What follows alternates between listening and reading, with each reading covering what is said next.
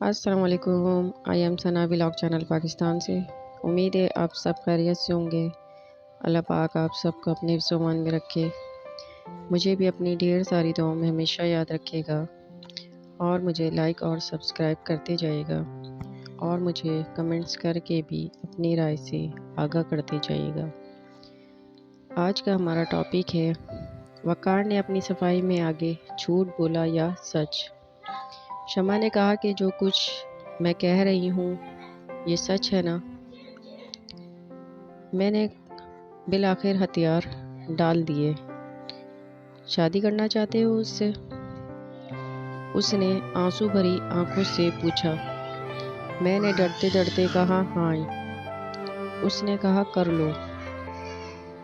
شمع نے عجیب سے لہجے میں کہا کر لو۔ میں نے کہا تم نے کیا کہا؟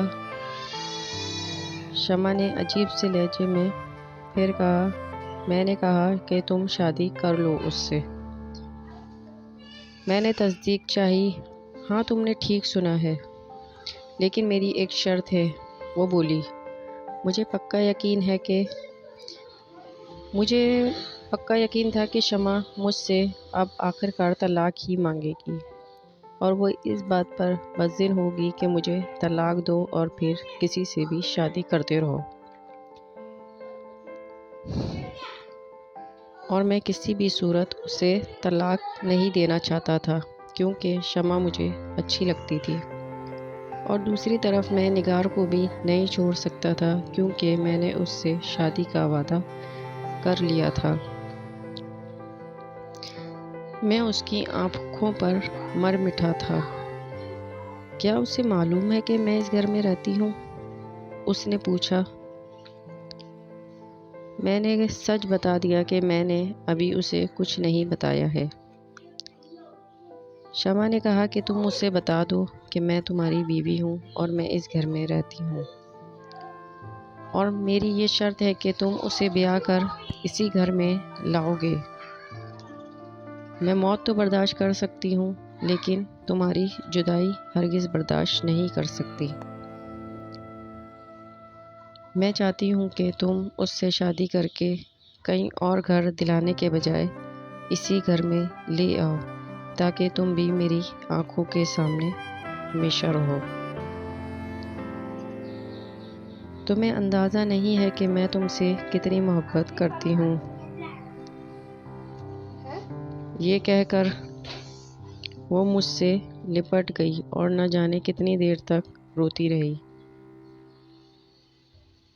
میں شمع کی محبت سے متاثر ہوا، اور میں نے فوراً سوچا کہ میں اب نگار سے شادی نہیں کروں گا، اور ساری زندگی شمع کے ساتھ ہی گزار دوں گا۔ لیکن یہ تصور محض وقتی تھا۔ رات گئی بات گئی۔ صبح اٹھا تو نگار سے پھر ملنے کو دل کیا، اور وہ میری آنکھوں میں پھر بس گئی۔ پھر میں نے سوچا کہ اچھا ہوا کہ میں نے رات کو شمع سے کوئی ایسی بات نہیں کی کہ مجھے اس کا پچھتاوا رہتا، اور میں بڑی مشکل میں پھنس جاتا۔ شمع نے بڑی خوبصورتی سے محبت کا رات کو جال پھینک کر مجھ سے نگار کو دور کرنے کی کوشش کی تھی، لیکن میں بھلا اس سے دور ہونے والا کہاں تھا؟ وہ تو میری آنکھوں میں بس گئی تھی۔ اب اسے کوئی میری آنکھوں سے بھلا کیسے نکال سکتا تھا؟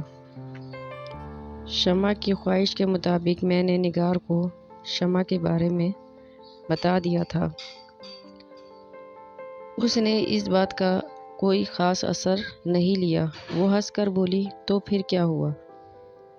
میں تو آپ کے ساتھ خوش رہنا چاہتی ہوں بس، اور مجھے کیا چاہیے؟ میں جانتا تھا کہ وہ میری شادی شدہ زندگی سے اتنا زیادہ متاثر نہیں ہوگی، اور وہ کہنے لگی کہ آپ فکر مند نہ ہو، میں آپ کے ساتھ ہر حال میں گزارا کر لوں گی۔ یہ تو فتح کی علامت تھی۔ آج کی اچھی بات آپ سے شیئر کرتی ہوں۔ حضرت علی رضی اللہ تعالیٰ عنہ نے فرمایا، دو لوگ مقدر والے ہوتے ہیں، ایک وہ جن کی ماں کی دعائیں ان کے ساتھ ہوں، اور دوسرے وہ جن کو وفادار دوست مل جائیں۔ جب تمہیں کسی کا سچا پیار معلوم کرنا ہو تو اس کے غصے کے وقت نکلے ہوئے الفاظ اور جذبات دیکھو۔ اس شخص کو دوست کبھی مت بناؤ جو تمہیں محفل میں شرمندہ کرے، خواہ وہ مذاق میں ہی کیوں نہ ہو۔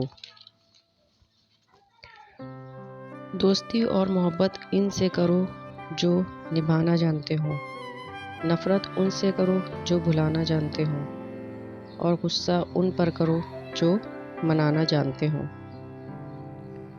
عورت کو تو جنگ میں بھی قتل کرنے کی اجازت نہیں، تم لوگ اس کو محبت میں مار